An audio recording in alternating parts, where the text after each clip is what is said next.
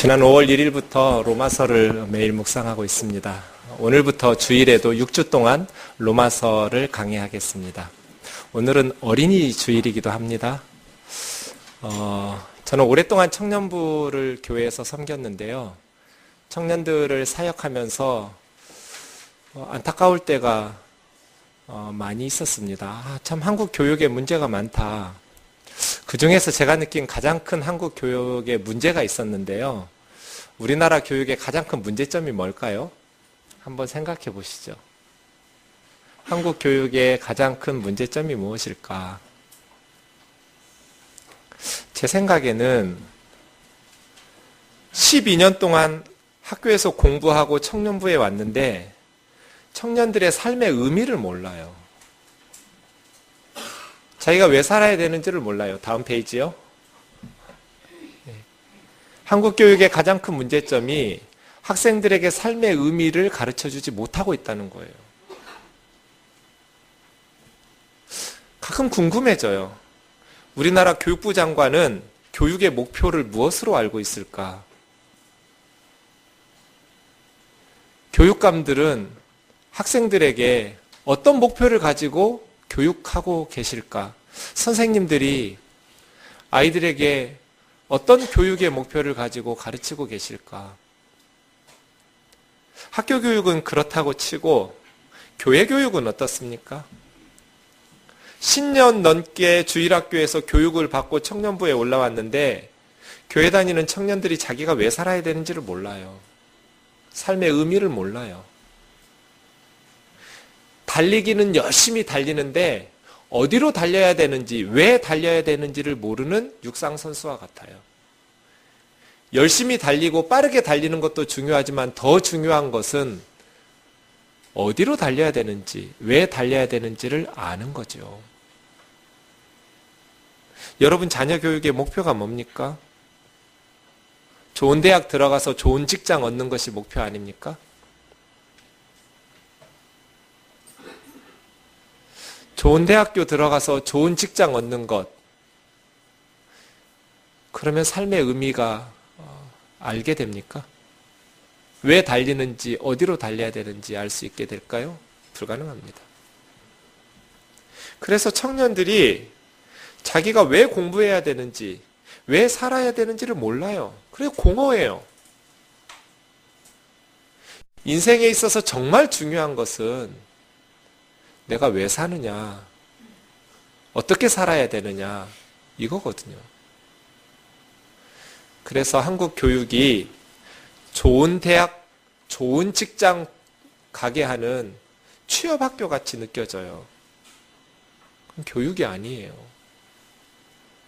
어린이날은 아이들 데리고 놀이동산 가는 날이 아닌 것 같아요.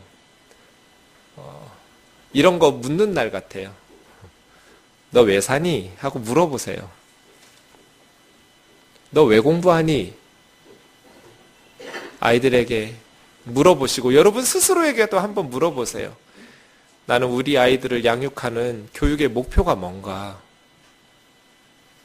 나도 목사님 말한 것처럼 좋은 대학 들어가서 좋은 직장 얻는 것이 자녀 교육의 목표는 아닌가? 나는 아이들에게 삶의 의미를 가르쳐주고 있는가?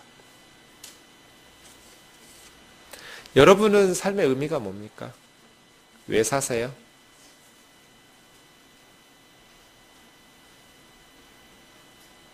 사도 바울 얘기를 좀 같이 보겠습니다. 고린도후서 5장 15절 같이 읽겠습니다. 시작. 그가 모든 사람을 대신하여 죽으심은 살아있는 자들로 하여금 다시는 그들 자신을 위하여 살지 않고 오직 그들을 대신하여 죽었다가 다시 살아나신 이를 위하여 살게 하려 함이라. 예수님께서 모든 사람을 대신하여 십자가에 죽으신 이유는 다시는 자기 자신들을 위해서 살지 말고 우리를 위해서 죽었다가 살아나신 예수님을 위해서 살게 하려 하심이라. 왜 삶이 공허하냐면 자기 자신을 위해서 살기 때문이에요. 왜냐하면 우리는 한 줌의 진흙이거든요. 한 줌의 진흙인 나를 위해서 살려다 보니까 왜 살아야 되는지, 어떻게 살아야 되는지를 모르는 거예요. 근데 바울이 우리에게 가르쳐 준 것처럼 우리 자신을 위해서 살지 않고 우리를 위하여 죽으셨다가 다시 살아나신 예수 그리스도를 위해서 살게 하려 하심이라. 예수님을 위해서 살다 보면 예수님은 온 우주보다도 귀한 분이거든요. 그러니까 예수님을 위해서 살아가는 내 삶이 값지게 느껴지는 거예요. 예수님을 위해서 산다라는 것이 무엇을 의미하는가? 빌립보서 1장 20절과 21절도 있겠습니다. 시작. 나의 간절한 기대와 소망을 따라 아무 일에든지 부끄러워하지 아니하고 지금도 전과 같이 온전히 담대하여 살든지 죽든지 내 몸에서 그리스도가 존귀하게 되게 하려 하나니 이는 내게 사는 것이 그리스도니 죽는 것도 유익함이라. 바울이 예수 그리스도를 위하여 살게 하려 하심이라고 말씀하셨는데 어떻게 살았냐면 나에게 있어서 for me 산다는 것은 그리스도다. To live is Christ예요. 사는 것? 그건 그리스도지. 그리스도 때문에 살고 그리스도를 위하여 살고 그리스도를 통하여 사는 거예요. 내 삶의 모든 것이 예수 그리스도라는 거예요. 삶은 그리스도요. 죽는 것은 망하는 것이 아니라 사망이 아니라 사득, 얻는 것이다. 이 땅에 살고 있을 동안에는 그리스도를 위하여 살다가 죽으면 to die is gain이에요. 얻는다. 천국을 얻고 구원의 완성된 삶을 얻는다. 사는 것이 그리스도라는 것은 무슨 뜻인가? 살든지 죽든지 내 몸에서 그리스도께서 존귀하게 되게 하려 하나니. 이것이 바울의 인생의 의미였어요. 내가 살아가는 의미는 내 삶을 통해서 예수 그리스도께서 존귀하게 되는 것. 그래서 나는 예수 그리스도를 위해서 살아간다라고 고백하고 있는 것이죠. 저와 여러분도 사도 바울처럼 그렇게 살기를 원합니다. 나에게 있어서 산다는 것은 예수 그리스도다. 나는 예수님 때문에 산다. 예수님이 내가 살든지 죽든지 내 삶을 통해서 존귀하게 되는 것. 그것이 내 삶의 목표요, 내 삶의 의미라고 말할 수 있기를 원합니다. 아이들에게 너는 예수 그리스도를 위해서 사는 거다. 너의 삶을 통해서 예수님이 이 세상 가운데서 영광 받으시도록 살아야 된다. 그러한 삶의 의미들을 심어줘야 됩니다. 오늘부터 로마서를 강의할 텐데 오늘 본문 13절, 로마서 1장 13절을 같이 읽겠습니다. 13절 열어주세요. 바뀌어서 좀 서툴러요. 어디 갔어요, 우리 자매? 시작. 형제들아, 내가 여러 번 너희에게 가고자 한 것을 너희가 모르기를 원하지 아니하노니 이는 너희 중에서도 다른 이방인 중에서와 같이 열매를 맺게 하려 함이로되 지금까지 길이 막혔도다. 바울은 로마에 여러 번 가고 싶었다라는 것을 알아달라는 거예요. 내가 여러 차례 로마 교회를 방문하기를 계획했었는데 지금까지 길이 막혔어요. 바울은 왜 이렇게 로마에 가기를 원했을까요? 많은 사람들이 로마 여행 한번 해봤으면 좋겠다 싶은데 로마의 그 화려한 건물들 그리고 그 발전된 도시를 구경하고 싶어서였을까? 그렇지 않습니다. 다른 이방인 중에서와 같이 너희 중에서도 열매를 맺기를 원했다. 바울은 로마에서 영적인 열매를 맺기를 원하면서 로마에 가기를 원했습니다. 바울이 로마에 가기를 원했던 또 다른 이유가 있습니다. 로마서 15장 22절부터 좀 보겠습니다. 내가 여러 번 너희에게 가려고 했었는데 막혔다. 바울이 로마에 가고 싶었어요. 계획을 했는데 그때마다 사역하고 있는 교회들에게 문제가 생긴 거예요. 그래서 가지를 못했어요. 그런데 이제 이 지방에 일할 곳이 없고 또 여러 해 전부터 언제든지 서바나로 갈 때 너희에게 가기를 바라고 있었으니 서바나는 지금 스페인이에요. 스페인으로 선교 가고 싶은 거예요. 그러기 전에 먼저 너희에게 로마에 들러서 너희와 교제하고 사귐을 나누고 얼마간의 기쁨을 가진 후에 로마 교회가 서바나로 보내주기를 기대하는 거예요. 지도를 한번 보죠. 좀 전체 보이기 위해서 작아졌는데요. 저기 장화같이 생긴 왼쪽 위쪽에 있는 게 로마예요. 예. 저 로마를 기점으로 해서 지금까지 오른쪽에 있는 화살표들, 점들, 이것이 사도 바울이 다니면서 선교하고 교회를 개척한 지역이에요. 로마 제국을 기준으로 동쪽 도시들을, 오른쪽 맨 밑에 있는 예루살렘에서부터 동쪽 도시들을 중요한 도시들마다 선교하면서 교회를 개척 완료해놨어요. 10여 년 걸렸어요. 1차, 2차, 3차에 걸쳐서 저 도시들을 다니면서 복음을 전하고 교회를 세웠어요. 이제 사도 바울은 이 로마 제국 동쪽 도시들의 선교 사역을 완수하고 이제는 로마 제국 서쪽으로 가고 싶은 거예요. 지금 유럽으로. 그리고 그 끝에 있는 스페인 서바나까지 가고 싶은 거예요. 그런데 지금까지는 안디옥 교회에서 로마 제국 동쪽 선교를 기도와 물질로 후원했었어요. 이제는 로마 교회에서 로마 제국 서쪽의 선교를 기도와 물질로 후원하기를 원한 거예요. 다시 15장으로 와볼게요. 여러 번 로마 교회에 가려고 했는데 막혔었어요. 고린도 교회 문제 터지고 갈라디아 교회 문제 터지고 계속해서 로마 제국 서쪽 선교를 계획하고 로마로 먼저 들러서 성도들과 영적 교제를 나눈 후에 성도들이 나를 서쪽으로 선교하는 일에 후원해 주기를, 이 선교 후원해 주기를 부탁하고 싶었지만 막혔었던 거예요. 근데 이제 정리가 다 됐어요. 고린도 교회도 잠잠해졌고 갈라디아 교회도 바로 회복되었고 이제는 로마 제국 서쪽으로, 지금 유럽으로 선교하기를 꿈꾸는 거예요. 어떤 성경학자들은 55년 봄이라고 이르게 잡기도 하는데 대부분 많은 바울 신학자들은 58년 봄 고린도에서 로마서를 쓴 것으로 봅니다. 주후 58년 봄에 고린도에서 1차, 2차, 3차 선교를 끝내고 로마 제국 동쪽 지역의 도시들 개척을 완수한 후에 이제는 서쪽으로 가기를 원하면서 로마서를 쓴 거예요. 그러면 질문이요? 아니 그러면 이제 이 지방에서 일할 곳이 없이 선교가 완수되었으면 로마로 가면 되지 왜 편지를 써요? 편지 쓰지 말고 직접 로마로 가면 되잖아요. 그렇지요? 그런데 그렇게 가기를 원했다고 말하면서 로마로 가지 못한 이유가 있습니다. 저 5장 25절부터 그 이유가 나옵니다. 그러나 지금은 내가 너희에게 갈 수 없다. 왜냐하면 예루살렘 성도들을 섬기는 구제 헌금을 전달하러 마케도니아와 아가야 성도들이 예루살렘 교회 성도들 중에 가난한 이들을 위해서 구제 헌금을 모아주었다. 데살로니가, 빌립보, 아테네, 고린도 이런 성도들이 구제헌금을 모아준 거예요. 바울에게. 바울은 이 구제헌금을 들고 예루살렘으로 가야 된다는 거예요.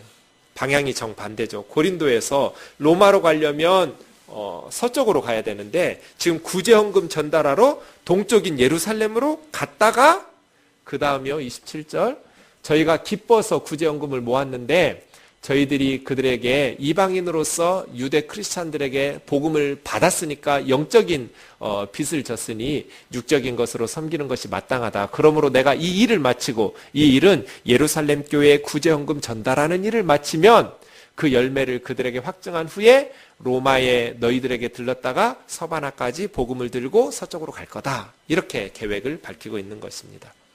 그래서 바울은 지금 바로 로마로 못 가서 편지를 먼저 보낸 겁니다. 또 다른 질문이요. 그러면 예루살렘 교회 구제헌금은 디모데나 디도나 두기고나 이런 바울의 제자들에게 부탁하고 자신은 복음 전하는 것보다 더 급한 일이 어디 있어요? 복음 전하러 로마로 가면 되지 않겠는가라고 생각할 수 있지만 예루살렘 교회에 구제헌금 전달하는 것이 그렇게 쉬운 일이 아닙니다. 지금 바울은 10여 년에 걸쳐서 이방인들에게 복음을 전하고 교회를 세웠어요. 그런데 이 이방인들이 모아주었던 구제헌금을 유대 예루살렘 교회 성도들이 거부할 가능성이 매우 높았어요. 왜냐하면 바울은 할례를 받지도 않은 이방인들에게 예수님의 세례를 주었어요. 율법을 지키지도 않고 할례를 받지도 않은 이방인 교회를 유대 예루살렘 교회가 인정할 수 있을 것인가? 이래서 바울에 대한 악성 루머들이 많이 번져 있었기 때문에 디모데나 두기고 같은 사람으로는 너무 불안한 거예요. 만약에 이 구제헌금을 예루살렘 교회에서 받아들이지 않는다면 하나님 앞에서는 바울이 개척했던 이방인 교회들이 의미가 있을지 모르지만 지상에서는 인정받지 못하는 이단화 되어버리는 유대인 교회와 이방인 교회가 분리돼 버리는 거예요. 그래서 자기 선교 사역을 완수한 시점에 그것을 열매 맺기 위해서 예루살렘에 바울이 직접 선교 구제 헌금을 들고 전달하러 갑니다.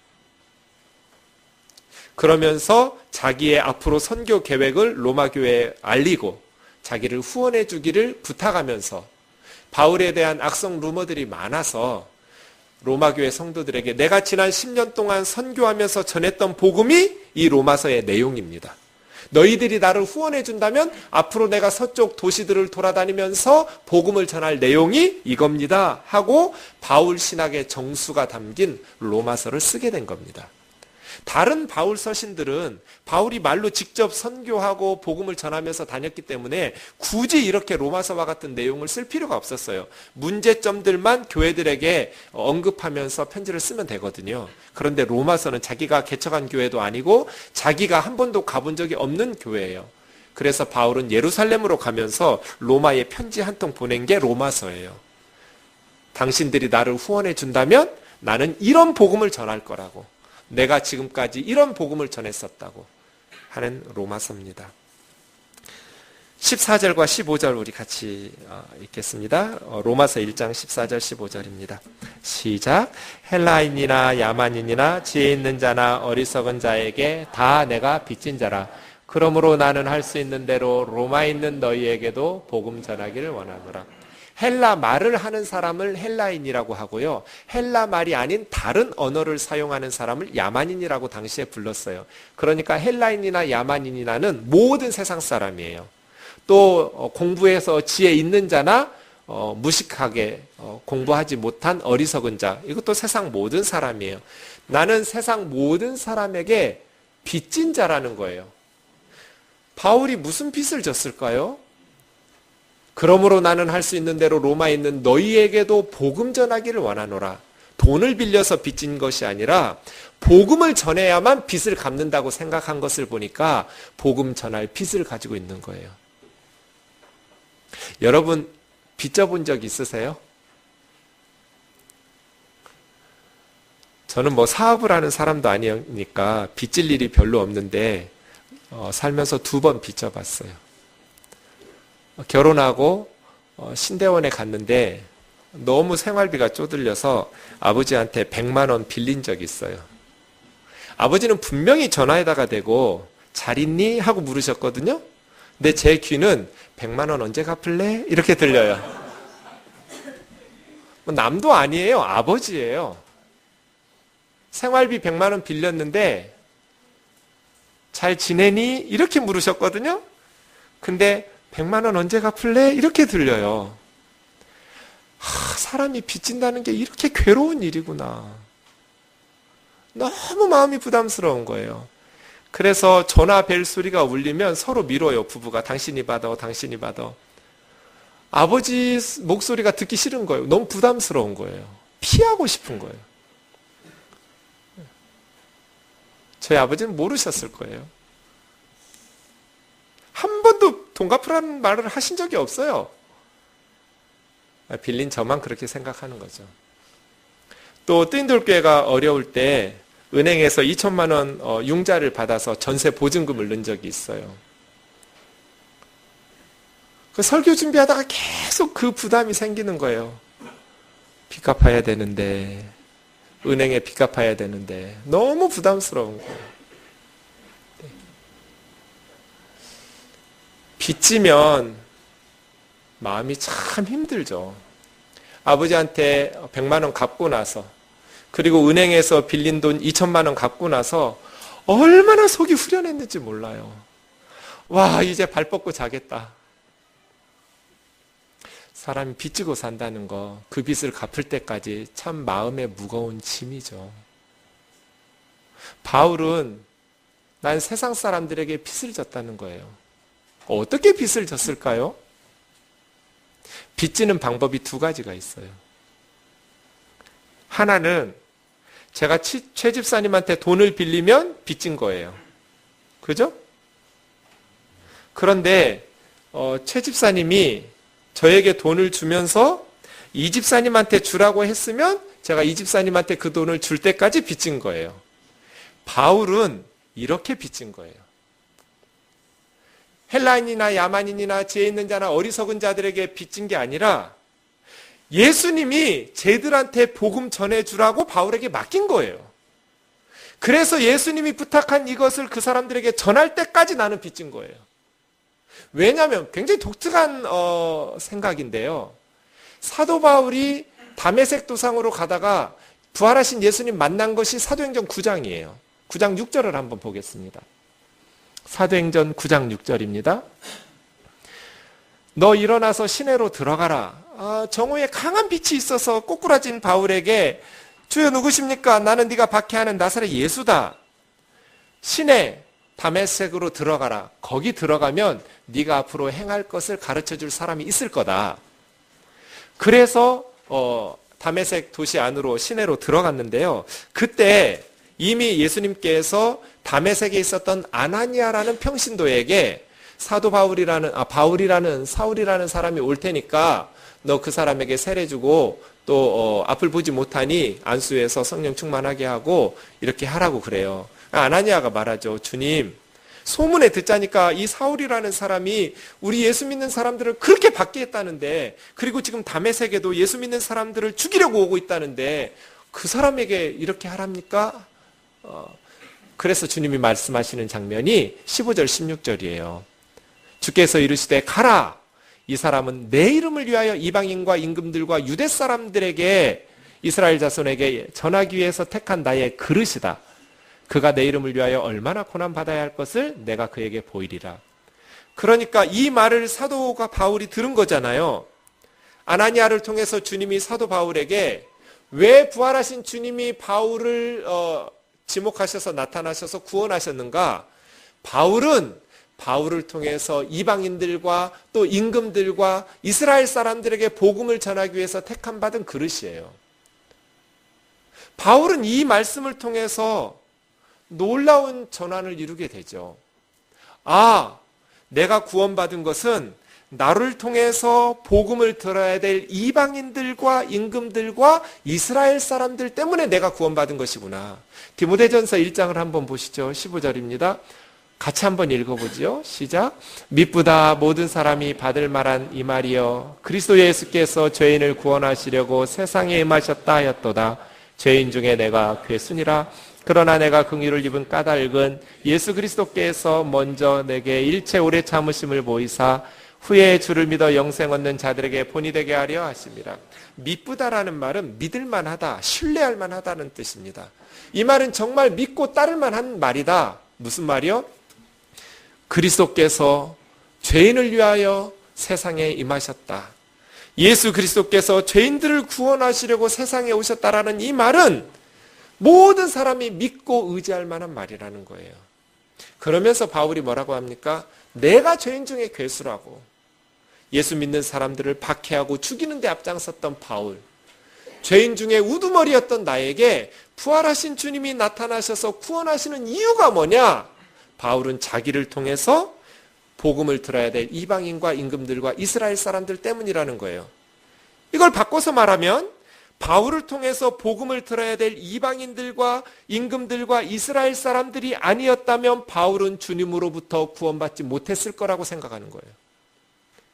죄인 중에 괴수인 나에게 부활하신 주님이 나타나셔서 구원해 주신 이유는, 복음의 비밀을 깨닫게 하신 이유는 나를 위해서, 나를 사랑하셔서가 아니라 나를 통해서 구원받아야 될 저 이방인들과 임금들과 이스라엘 사람들 때문이라고 보는 거예요. 그러니까 그 사람들이 아니면 자기는 구원받을 수 없는 거예요. 그 사람들에게 구원의 빚을 진 거예요. 그래서 바울은 열심히 그들에게 복음을 전해서 빚을 갚겠다고 말하는 거예요. 저와 여러분은 어떻습니까? 하나님이 우리를 구원하신 것이 우리만을 위한 것입니까? 그럴 수 없습니다. 죄인인 우리를 구원하신 이유는 우리를 통해서 구원받아야 될 사람이 있기 때문이라고 본 것이죠. 이것이 사도 바울처럼 구원을 해석하는 겁니다. 내가 예수 믿고 구원받게 된 이유는 나 혼자만이 아니라 나를 통해서 구원받아야 될 사람들, 나를 통해서 복음을 들어야 될 그 사람들 때문에 하나님이 나를 사랑하셔서 구원하셨다. 이렇게 해석하는 거예요. 16절 우리 같이 읽겠습니다. 시작. 내가 복음을 부끄러워하지 아니하노니 이 복음은 모든 믿는 자에게 구원을 주시는 하나님의 능력이 됨이라. 먼저는 유대인에게요 그리고 헬라인에게로다. 가만히 첫 문장을 보면 복음이 자랑스럽다는 얘기하고 싶은 거거든요. 나는 복음이 자랑스럽다 이렇게 간단하게 말하면 될 것을 바울은 나는 복음을 부끄러워하지 아니한다 이렇게 길게 썼어요. 왜 이렇게 썼을까요? 로마교회 성도들과 초대교회 성도들이 복음을 부끄러워했기 때문이에요. 고린도전서 1장 18절 십자가의 도가 멸망하는 자들에게는 미련한 것이요 구원 얻은 우리에게는 하나님의 능력이라. 세상을 구원할 메시아가 십자가에서 벌거벗고 죽은 사형수라니 지나가던 소가 웃을 일이에요. 십자가의 복음은 듣는 사람들에게 미련하게 보이는 거예요. 말도 안 되는 소리죠. 신이 어떻게 죽어? 십자가의 도가 멸망하는 자들에게는 미련하게 보여요. 그래서 복음을 전하는 일이 부끄러워요. 초대교회 시절에는 예수 믿는 것이 너무너무 부끄러운 일이에요. 주 64년에 네로 황제가 로마시 4분의 3이 전소되는 화재가 났어요. 시간이 흐르면서 로마 시민들이 황제를 의심하기 시작하니까 네로는 그 화재의 죄를 예수 믿는 그리스도인들에게 덮어씌웠어요. 처음에는 화재에 집중되다가 나중에 사건은 예수 믿는 사람들을 제거하는 일로 변질됐어요. 수많은 크리스찬들이 순교당했어요. 네로가 이렇게 할 수 있었던 이유는 네로가 자기 죄를 희생양으로 삼을 그리스도인들로 선정한 이유는 로마 제국 사람들이 그리스도인들을 증오했기 때문이에요. 예수님을 믿는 것은 멸시받고 증오받는, 그래서 복음을 전하는 일을 부끄러워하고 있었어요, 성도들이. 하지만 바울은 말해요. 나는 복음을 부끄러워하지 아니하노니 나는 복음이 자랑스럽다. 여러분이 직장에서 예수 믿으라고 말하는 게 너무너무 부담스럽죠. 부끄럽게 여겨져요. 특별히 한국 교회가 손가락질을 받고 있으니까 예수 믿으라고 말하는 게 입 밖으로 나오지를 않아요. 복음을 부끄러워해요, 그리스도인들이.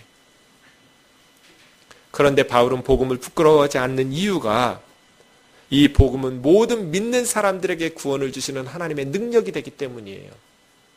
하나님이 전능하신 분이지만 예수 그리스도의 복음을 믿지 않는 사람들에게 천국에 들여보내줄 수가 없어요. 하나님이라고 다 하실 수 있는 게 아니에요. 하나님 못하는 거 무지 많아요. 거짓말 못해요. 거짓말에 관한 한 우리가 하나님보다 훨씬 능력이 많아요. 안 하시니까요. 하실 수 있지만 하나님은 본성상 거짓말을 못 하시는 분이에요. 하나님은 예수님을 믿지 않는, 복음을 믿지 않는 사람들에게 너는 예수 믿지는 않았지만 예쁘고 내 마음에 정말 드니까 천국에 들어와라. 이게 불가능한 분이에요. 자신이 말씀하신 것을 어기는 거거든요. 바울은 예수 그리스도의 십자가와 부활의 이 복음은 그 복음을 믿는 사람들에게 구원을 주시는 하나님의 유일한 능력이에요. 그래서 나는 복음이 자랑스럽다. 왜? 이 복음이 전파되는 곳마다 구원의 역사가 일어나니까. 이 복음 외에는 어떤 것도 사람을 구원할 수 없으니까 나는 복음을 부끄러워하지 아니하노니. 17절 같이 읽겠습니다. 시작. 복음에는 하나님의 의가 나타나서 믿음으로 믿음에 이르게 하나니 기록된 바 오직 의는 믿음으로 말미암아 살리라 함과 같으니라. 왜 복음이 구원을 주시는 하나님의 능력이 되는가? 복음에는 하나님의 의가 들어있기 때문이에요. 우리들이 만들어낸 의 말고요, 예수 그리스도께서 이루어 놓으셨던 의. 예수님은 태어나면서부터 흠이 없었어요. 하나님의 뜻에 항상 순종해서 죄가 없는 분이에요. 그 죄 없는 분이 인류의 죄를 위해서 십자가에서 하나님의 저주를 받았어요. 그리고 다시 살아나셨어요. 누구든지 예수 그리스도를 믿으면 그 예수님의 하나님의 의를 예수 그리스도 안에 이루신 하나님의 의, 예수 그리스도의 의를 그 사람에게 주는 거예요. 제가 가끔 우리 권사님들하고 모이면 그런 얘기해요. 권사님들이 주무시다가 눈을 떴는데 평소에 보던 분위기가 아니고 뭔가 이상한 분위기면 돌아가신 거다. 맞잖아요. 자고 눈을 떴는데 평소에 보던 분위기가 아닌 거예요. 이게 뭐가 좀 이상하게 달라졌어요. 그럼 돌아가신 거거든요. 제가 먼저 죽을 수도 있지만 확률적으로 우리 권사님들이 먼저 가실 가능성이 높잖아요. 그래서 제가 교육을 시켜요. 눈을 감았다가 떴는데 분위기가 이상하다. 아, 내가 죽었구나 싶으시면 한 가지, 아마 눈을 뜨면 하나님이 보일 거라고. 만약에 그렇게 눈 떴는데 부처님이 앉아있으면 우린 망한 거라고. 그러니까 지금 잘 생각해 보라고. 아직까지 바꿀 기회가 있으니까. 내가 마지막 눈 뜨고 저 세상에서 다시 눈을 떴는데 내 앞에 부처님이 보인다. 우리 망한 거거든요. 근데 아마 하나님이 보일 거예요. 그러면 한 가지만 하면 돼요. 그때 다른 사람들 뭐 하려고 할 거예요? 하나님, 나는 세상에서 이렇게 착한 일도 했고 이런 착한 일도 했고 이런 착한 일도 했고 제발 나 좀 천국에서 살게 해주십시오. 그러고 있을 때 우리는 하나님, 저는 죄인입니다. 이 대사 하나만 치면 돼요. 하나님, 저는 죄인입니다. 그러면 그 나머지 대사는 하나님이 알아서 치실 거예요.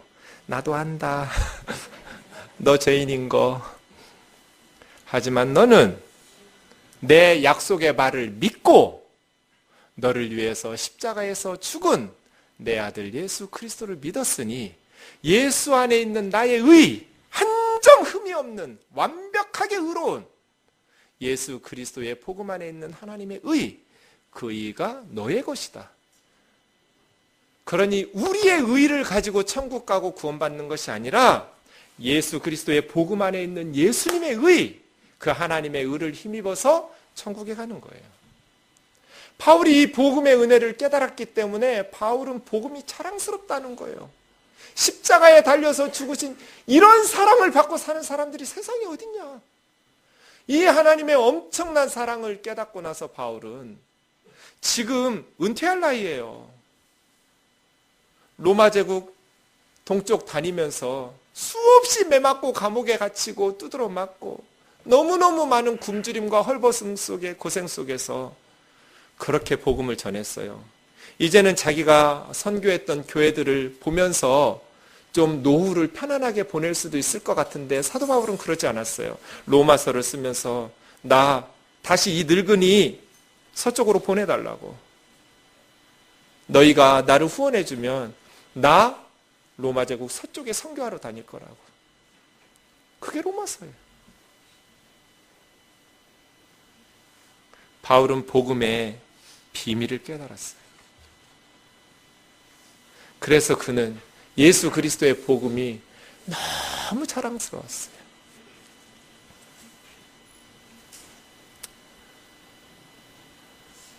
지난 주 중에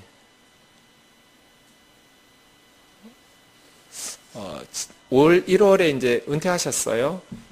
한동대학교 총장인 김영길 박사의 아내가 쓴, 김영애 권사님이 쓴 갈대상자라는 책을 다시 읽어봤어요. 저 갈대상자라는 책에 보면 두 명의 학생 이야기가 나옵니다. 95년 개교하던 그 해에 하나님의 대학이라는 이름을 듣고 두 크리스찬 학생들이 이 학교에 입학했어요. 그리고 3학년이 되었던 97년 7월 여름방학 때 남태평양의 피지라는 섬으로 10명의 학생들과 교수님이 컴퓨터 10대 들고 선교지로 갔어요. 그래서 단기 선교를 하고 있는데 그 피지 섬이 물이 참 귀하대요. 그래서 산에서 내려오는 빗물을 받으려고 학교 한쪽 구성이에 연못을 파는 작업을 했어요. 그리고 나서 이 두 학생이 몸에 묻은 진흙을 이렇게 씻으려고 학교 바로 건너편에 있는 바닷가로 가서 몸을 씻으려고 했는데 잔잔했던 바다에 갑자기 큰 파도가 일더니 이 두 학생을 휩쓸고 바다로 들어가 버렸어요. 그래서 대전에 있던 그 학생은 익사체로 발견됐고 대구 출신의 그 학생은 실종으로 찾지를 못했어요. 대학교 3학년 두 아들을 잃은 부모에게 어떻게 이 슬픈 소식을 전할 수 있을까요? 그런데 이 두 가정이 다 믿음이 너무 좋았던 거예요. 그래서 교수님들한테 이렇게 말하는 거예요. 대전 학생 부모님이 경식이는 늘 선교하겠다고 말해왔어요. 경식이를 선교지에서 불러가심은 저희 가문의 영광입니다. 또 대구에 있던 실종된 학생 부모님이 나는 어려서부터 우리 아이들에게 천국과 부활에 대해서 가르쳤습니다. 천국과 부활에 대해서 가르친 우리가 어떻게 불신자들처럼 절망할 수 있겠습니까? 학교는 걱정하지 마십시오. 이 네 부모가 피지로 날아갔어요. 교수님들과 함께. 그리고 거기서 장례식을 치르는데 피지의 원주민들은 주로 인도네시아 쪽에서 왔기 때문에 힌두교인들이 많답니다. 그래서 여러 그 지역의 추장들과 원주민들이 많이 모인 상태에서 두 학생의 장례식을 치렀습니다. 그런데 이 원주민들이 깜짝 놀라는 거예요. 맨 앞줄에 4명의 부모가 하나님을 찬송하는 거예요. 주 예수보다 더 귀한 것은 없네. 이 세상 부귀와 바꿀 수 없네. 세상 즐거움 다 버리도 주 예수보다 더 귀한 것 없네. 그 장례식을 보면서 피지 원주민들이 충격을 받았어요. 그리고 얼마 후에 선교사님으로부터 전화가 왔는데 집단적 개종이 일어나 버렸어요. 700명이 예수 믿겠다고 찾아왔어요. 예수님을 믿으면 어려움이 없습니까? 그래서 우리가 복음을 전해야 됩니까? 그렇지 않습니다. 예수 믿어도 슬픔 가운데 아들을 바다에 잃어버릴 수도 있고 예수 믿어도 건강을 잃을 수도 있고 사업이 망할 수도 있습니다. 그 대구의 영민이 부모님인데요. 그 아버지는 경북의대 교수입니다. 그래서 해마다 의료 선교팀을 꾸려서 이 4명의 부모가 피지로 가서 선교하는 거예요. 그런데 이 대구 사는 실종된 학생의 가족이 사는 그 같은 엘리베이터를 타는 아파트에 아주 복 많은 노인이라고 소문난 그런 노부부가 살고 있었대요. 그런데 사고 후에 이 엄마가 이렇게 살피는 거예요. 엘리베이터 보고 그 할머니가 있으면 피하고 없으면 타고. 왜냐하면 그 할머니는 유명한 불교 신자예요. 자기 예수 믿는 줄 아는데 요란하게도 예수 믿더니 아들 잃어버렸다고 비난받을까 봐 할머니를 피해 다니는 거예요. 어느 날 벨이 울려서 문을 열었더니 그 할머니가 서 있는 거예요. 그리고 현관에 거실에 앉자마자 나 당신이 믿는 하나님 믿고 싶다고. 무슨 일인가 했더니 이 할머니의 아들이 40대 초반인데 세브란스 의대 교수예요. 소아과 교수인데 백혈병에 걸린 거예요. 그래가지고 지금 미국 스탠포드 의대에 치료 중이에요. 자기는 불교 신자인데 대구가 또 불교가 강하잖아요. 열심히 1000번씩 절하고 불공을 드려도 어머니가 죽을 것 같은 거예요. 그런데 소문 듣자니까 당신은 아들을 잃었다는데 어쩌면 그렇게 이전하고 똑같이 평안한 얼굴로 그렇게 생활을 할 수가 있느냐고. 내 아들은 죽지도 않았는데도 나는 이렇게 죽을 것 같은데 도대체 당신이 믿는 하나님은 어떤 하나님이길래 그렇게 당신은 평안한 얼굴로 살아갈 수가 있느냐고.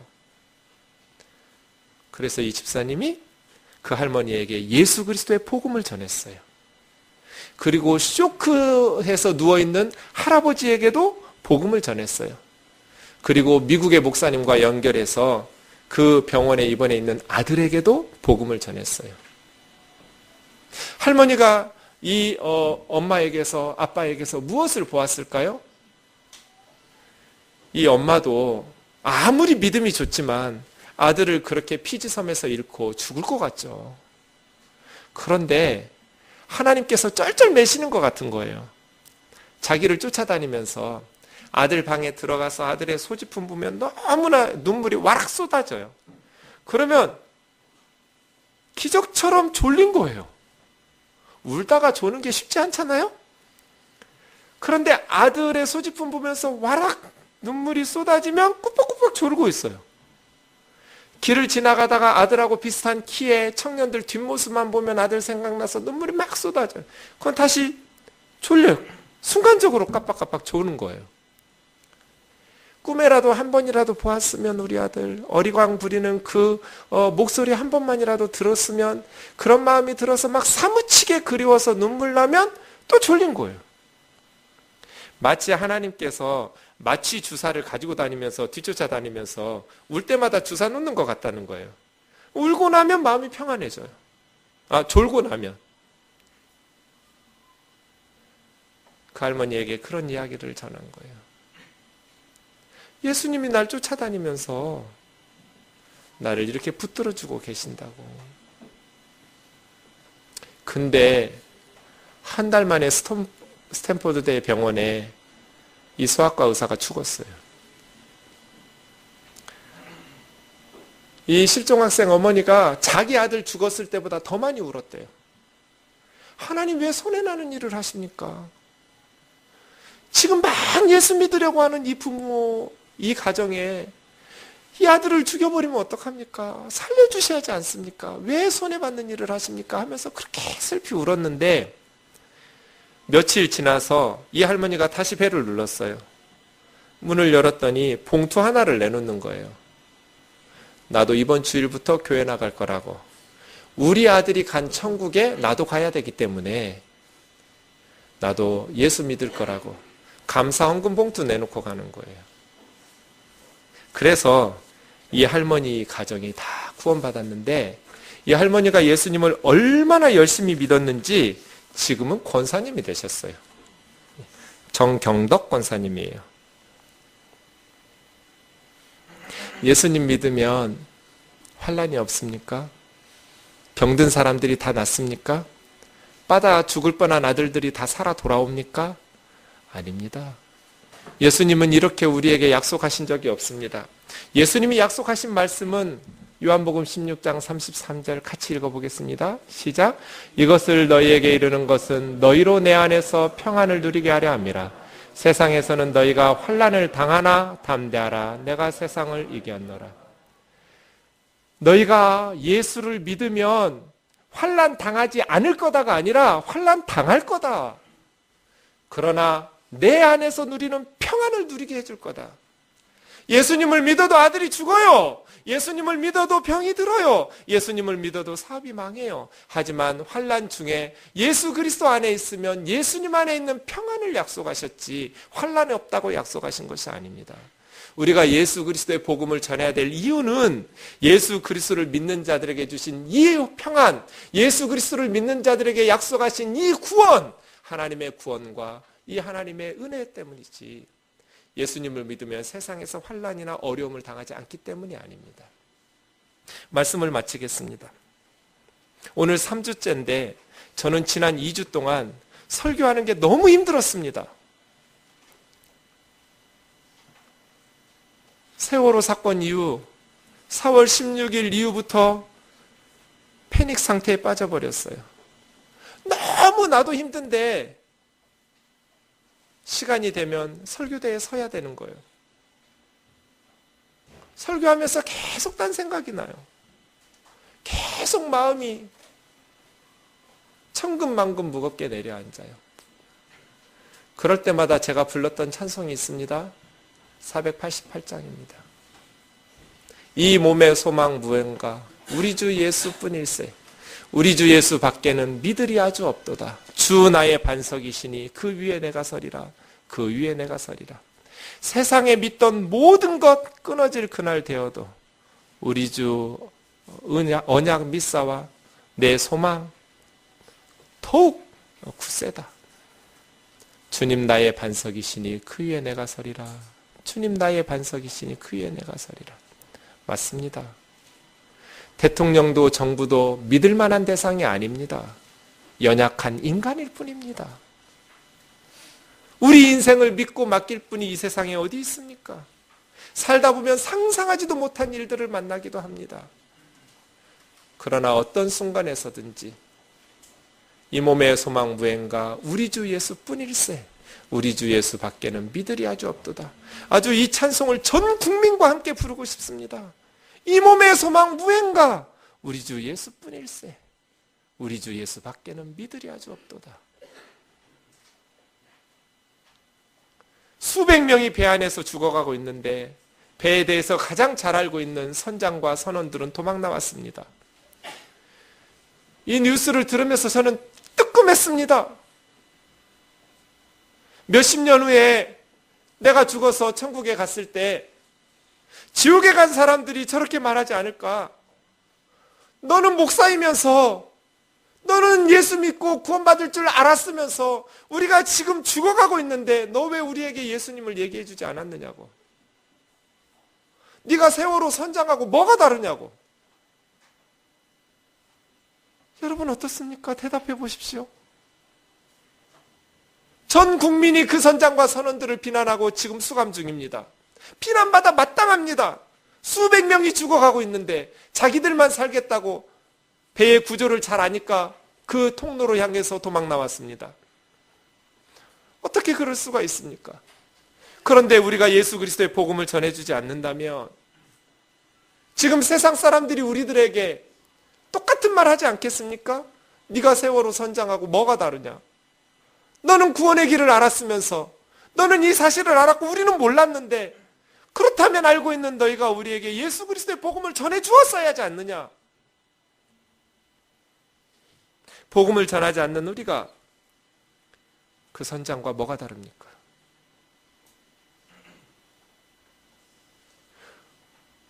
우리는 무엇을 위해서 예수를 믿고 있는 것입니까? 우리는 무엇을 위해서 살아가고 있는 것입니까? 우리의 삶의 의미는 무엇입니까? 여러분 왜 사십니까? 뜬돌 찬양 69장 부르고 묵상 기도하겠습니다.